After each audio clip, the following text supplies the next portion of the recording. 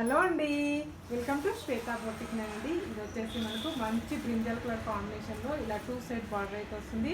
1 side big border, 1 side small border అండి. Gold colour weaving వస్తుంది.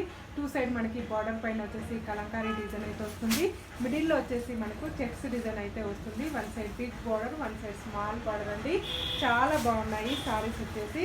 ఇలా మనకు పింక్ కలర్ కాంబినేషన్కి పెసర్ గ్రీన్ కలర్ కాంబినేషన్ తోటి మనకి సారీస్ అయితే వస్తాయి. ఇలా గ్రీన్ కలర్ కాంబినేషన్ చాలా బాగుంది.